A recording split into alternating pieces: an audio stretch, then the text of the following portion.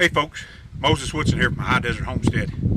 We're out here today working with a couple of horses. One's an older mare, wind's really blowing, and one's a gelding, and they need their feet trimmed. And a neighbor of ours on the hill there, Katie, he gave these horses to a sheep herder, and they need their feet trimmed. They've been in this corral right here. So we're going to work with them, trim their feet, and see what they know and see what they don't know and go from there. So come along with us as we take and we work with these horses.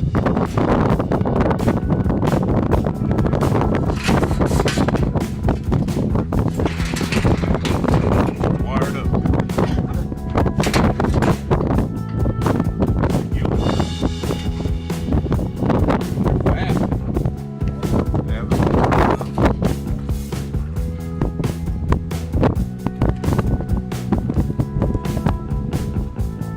Stout.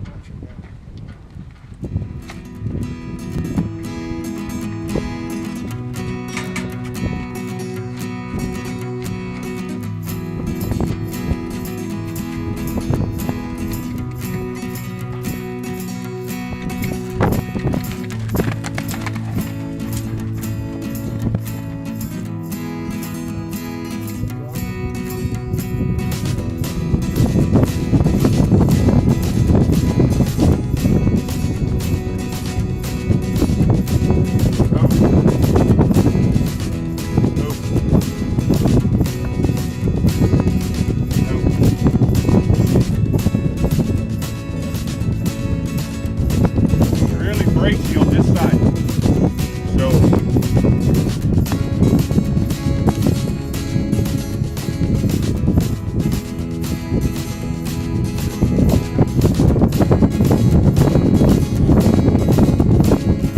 all I'm doing is just asking her to drop it in. So she's got places on her that she don't want to give. Those are all places you got to work on. Oh, that's better, better, better. Girl. Girl. Go a little lower. Oh, there we go. Girl. And as soon as they give, you got to release it. All I'm doing is pinching that pole. There's a joint right there. You got the pole and the axis. It's just like somebody grabbing you by the elbow. I just reach up there. Look here. It's already. So I reward that by taking my hand away. Now I just put a little bit of pressure. There. Take my hand away.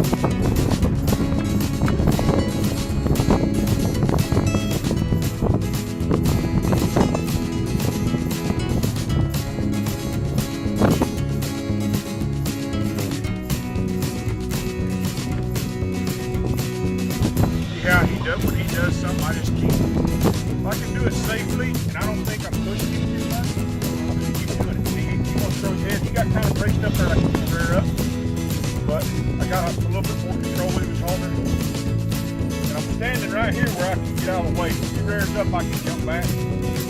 I'm always facing this way or this way, never right here. If you get right here, they rear up, they're gonna get you. Yeah, they can make, that's why I keep this arm, I don't bend it, they're kind of straight.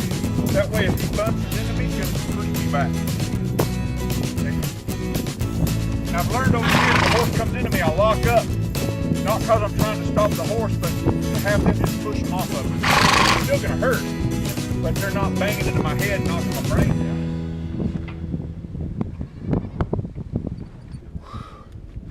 Just me walking around gets him stirred up. Just walking around with this rope. I might have him follow me a little bit. I might throw it out that way. He'll get a little bit braver if he's following it.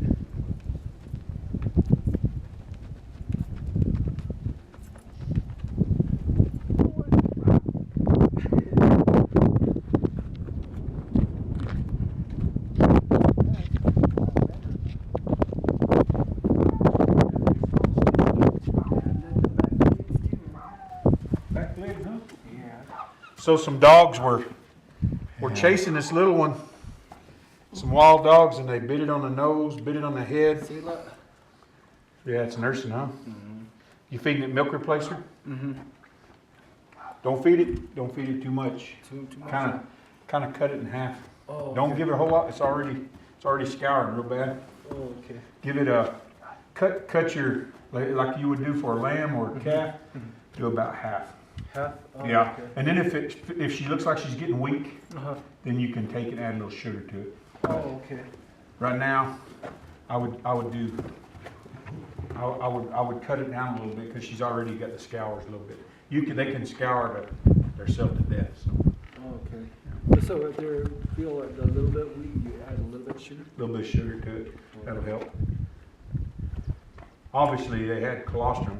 She's had colostrum because she's big enough, but she's going to need a nursing for a long time. The other thing you can do is get her some sweet feed and put that milk replacer on top of it, and she'll start licking that, chewing on that, and then pretty soon she'll start eating it.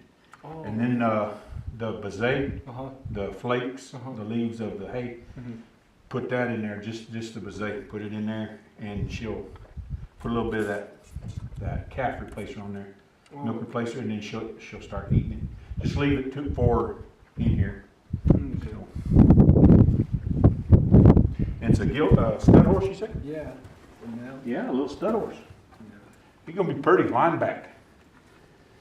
If you raise him, and teach him, you don't want to interact with him a whole lot. That's Like a pet? yeah. You want to see how he's pushing on you right now. Yeah. You always want to push him off of you. You always want to take and teach him respect. Okay. See how he turned his butt to you there? Yeah. Just do what a mare would. Just kind of pop him on the butt. Okay. You know, right now he's sick and yeah, he's hurt, but you still gotta remember that he's gonna grow into a big horse. He can hurt you. That vet told me that I need to start working with him. Yeah. Like this. Yeah. Pick it up. Yeah. Yeah. Tomorrow we have to take him in because he has an appointment. Yeah. Yeah. So Get looked at. what that guy said is better to put it between another horse, like put a corral on the side so he can learn how to be a horse. Yeah. Yeah, that's what that guy was telling Yeah. me. Yeah, so I found him down there, and then I grabbed his leg, and then I just hold him there. Yeah, and then Dogs is after him, there's huh? an old horse trailer down there, so I put him in there. Oh yeah. And then when my friend got off work, we went up there and got him. Yeah. Yeah, so What's a good thing you found him? Yeah. He'll make a good horse.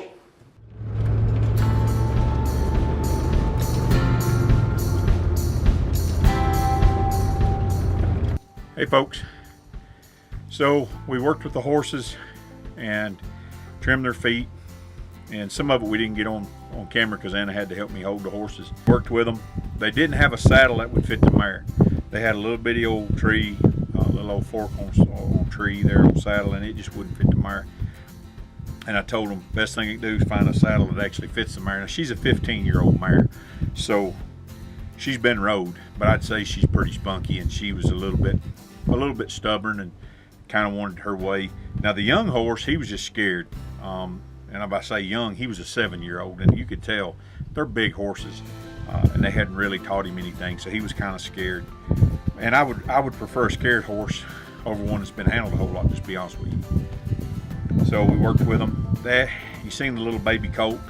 You get them that age, and it really need to be a little bit older. It's still nursing, but he rescued it. Good for that horse that he did rescue it from the dogs. But what I'm really hoping is to teach him some lessons and get him learning horsemanship where he can take it, and he can go train these other horses. And maybe, you know, if he wanted to, he's a sheep herder, he's got a lot of time on his hands, he's out there with sheep, he could be training some horses for people and actually make him some money. So that's what I'm all about. You know, the old saying, give a man a fish, you feed him for a day. Teach him how to fish, you feed him for a lifetime.